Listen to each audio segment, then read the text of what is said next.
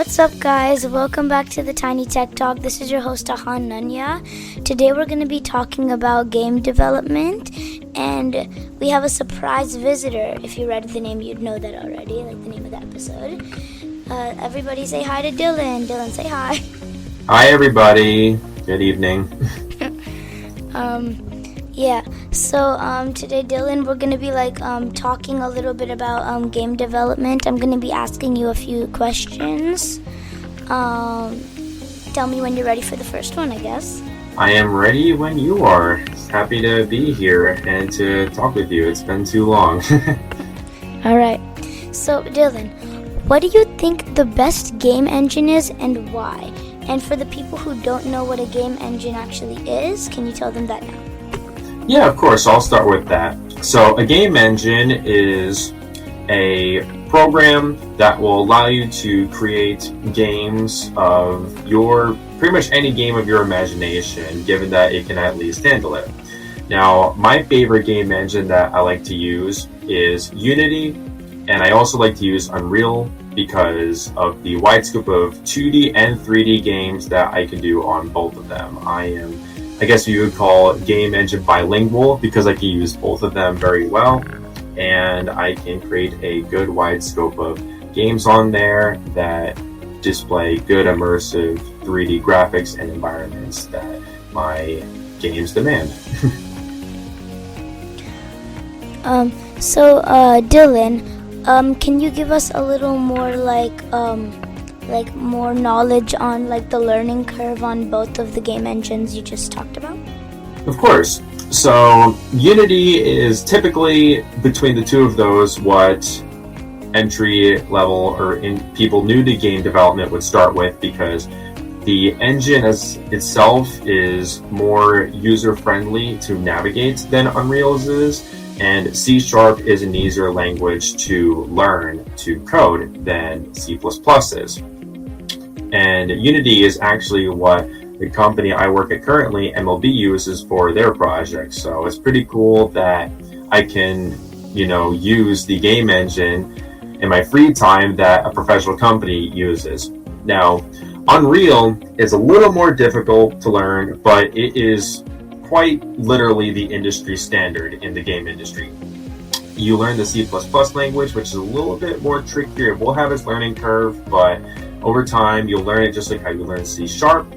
And navigating the engine as a whole can be a little tricky, but once you get your feet wet in it and you're able to at least get one project down, it is very cool to see the capabilities that Unreal Engine has. Epic Games definitely made a really cool engine to use that is highly powerful and shows in the many titles that multiple AAA teams have made with the Unreal Engine.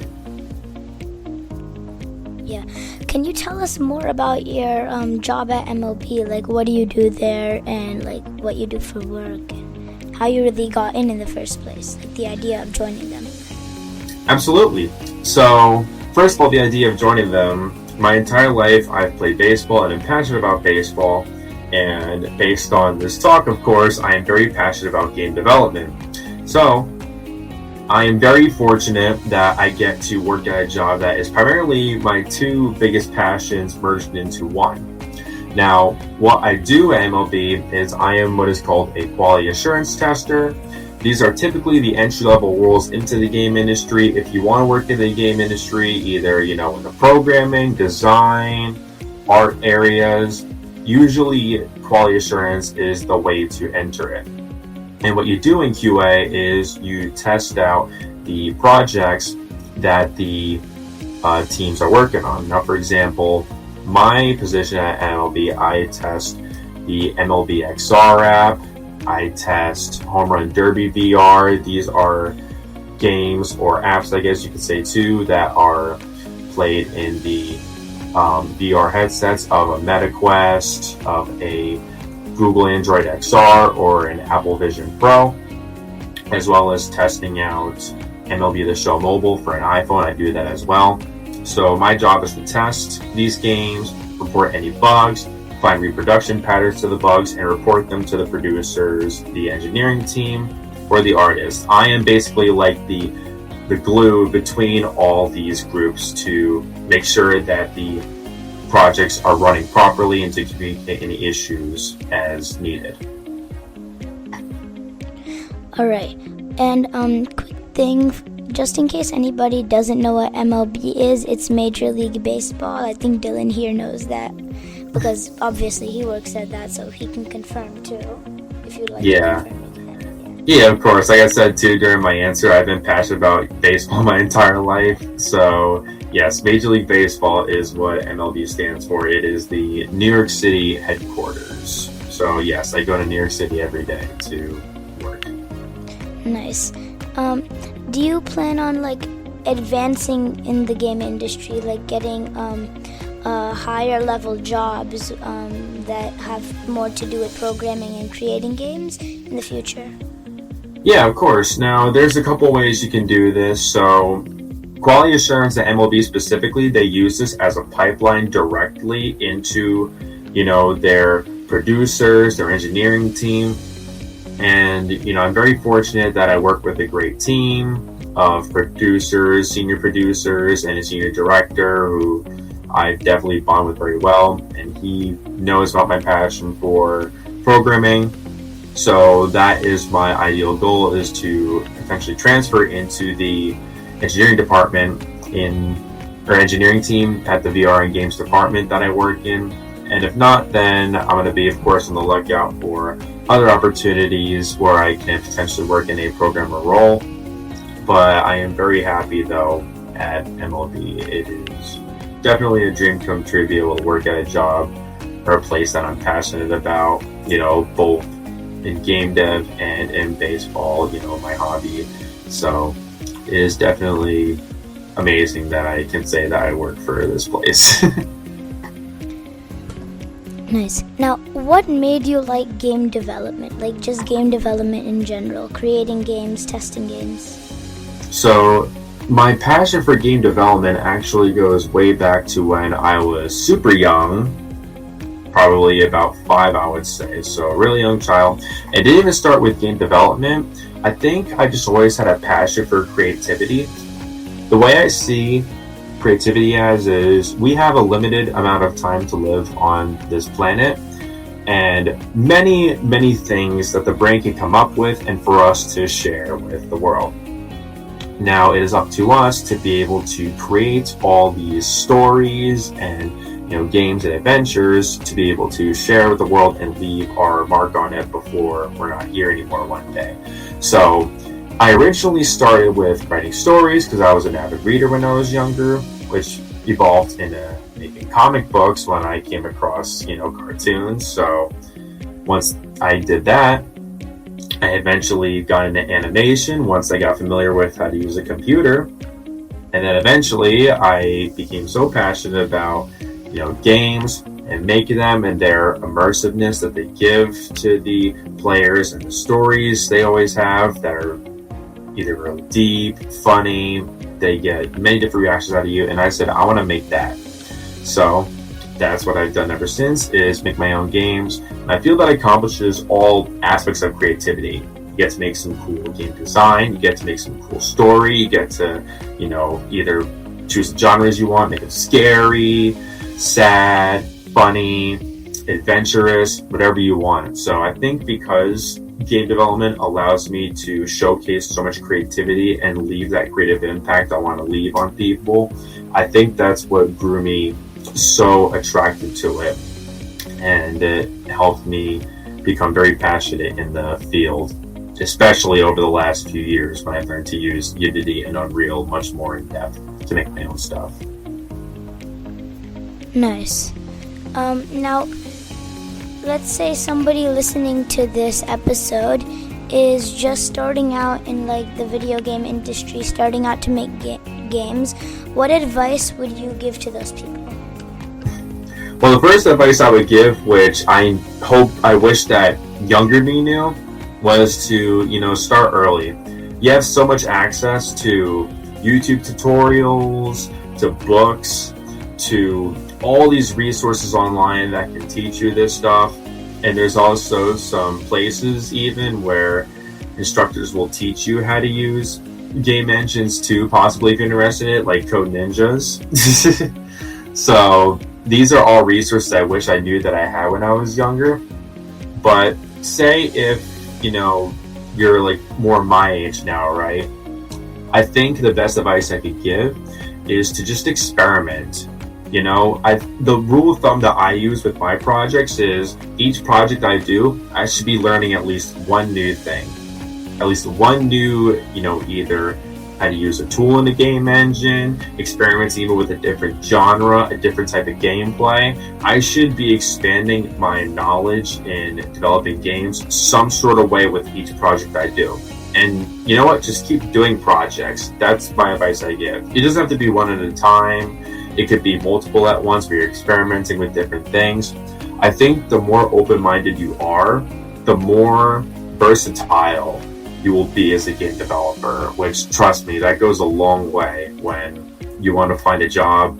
And you can apply Unity ones, Unreal ones, Godot ones, even Ren'Py ones if you're a visual novel enthusiast. So experimenting, being open-minded, starting early, that's more an optional thing. It's not like a necessity, but definitely more encouraged way to go. If you do all these things, you will be a great, well-rounded game developer. Just be open-minded, I think, ultimately, is what people should take away. Now, let's say someone like a beginner has finished their first game. What do you think is a good platform to launch the game on? itch.io is absolutely the best platform to launch it for new game developers, assuming that it's made on something like Unity, I would say, or Godot, because itch.io is free, first of all, so you can just upload your game on there and people can download it. You can share, like a message in the community on itch.io, like, hey, I just uploaded my first game, hope you would like to check it out, just something like that. I don't think people should do Steam, for example, from the start. I know that's what a lot of developers do because, making a Steam account, a developer account on Steam costs money. itch.io is free, so I would highly encourage that from the start. But if, say, you make your first game with something like Scratch has its own community where you can post it on. So it really depends on, the engine that you're using or like the program, I guess. But assuming it's Unity, which is pretty, mostly where beginners start, itch.io is the way to go. Alright, and let's say, you've become more advanced, you're not a beginner anymore, and you've become more advanced, your games are starting to grow. Would you recommend people to put their games on Steam? Yeah, but that's more for professional companies, I would say. Like, for example, at MLB, we have Home Run Derby VR, a VR game we made, uploaded on Steam. That's where you can download it. So it's usually for company licenses because typically independent game developers don't want to have to pay the fees to upload games on Steam. It is a bigger platform, but if you're an independent game developer that's, doesn't typically sell games for money, I would put it on itch.io. If you're in it for the profit, then Steam would be the way to go. But let's say that you want to earn money, but you don't want to spend money to get a Steam account. Can you still make money on itch.io? Absolutely. You can charge money on itch.io for games. Some of my personal favorite indie game developers have charged money for games on itch.io, which, by the way, I will say is very worth it. Shout out to Germfood. He's one of my favorite game developers. He made games like Let's Find Larry and Night of the Consumers. And he charges money for his games, but they are definitely a really good buy. As a whole, too, if, say game developers aren't listening to this, but gamers, as a whole, I would definitely go the route of indie games and Steam/PC games, because that's going to be, I think, the future of gaming. Console games are becoming way too expensive and unreasonable, especially with all the news about, them getting rid of even hard copies of games at this point. I think Steam and indie is the way to go. They're more creative. They care about the experience more and not as much the profit. So, yeah, definitely Steam and Itch are the way to go. You can make money on both of them, and you would definitely join a more creative, open-minded community of game developers like yourself. And I see what you're saying about like the quality, like they like focus more on the quality over like the price of the game and earning money, because there is this one game, and it's actually on my Nintendo that I wanted to get, but it actually costed like $20, and it was more of kind of like a rip-off of another game that's actually a lot better than that. So I see what you're saying about like the quality over the price. Yeah, of course. Console, like these bigger companies, like, your Xbox, your PlayStation, your Nintendo, they release the same stuff, right? Because they're not focused on the creativity, they're focused on what will sell. Because a lot of money goes into these projects, right? Because they use their own engines for it. Now, other companies, like AAA companies and indie companies, they're the ones using Unreal and Unity, which typically don't charge you as much to use. So that's a way that they can still even get their profit, but they also have the wide scope of creativity to be able to make some cool stuff. I think there are plenty of very good indie games out there that people not even realize are indie games, or were made by indie developers. Some of my personal favorites, I will say, are Cuphead.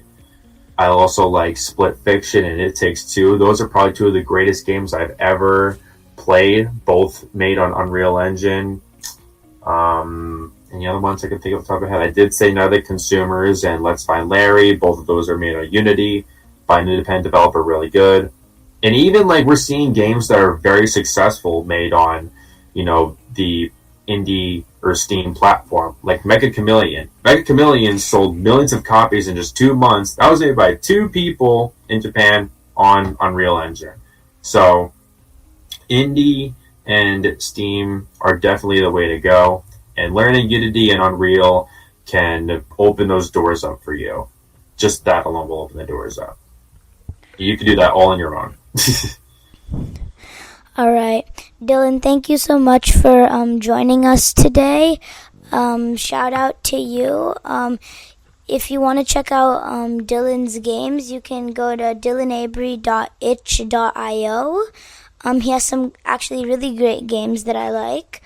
Shout out to him one more time. This was the Tiny Tech Talk. This is your host, Ahan Nanya. This is your surprise visitor, Dylan. And we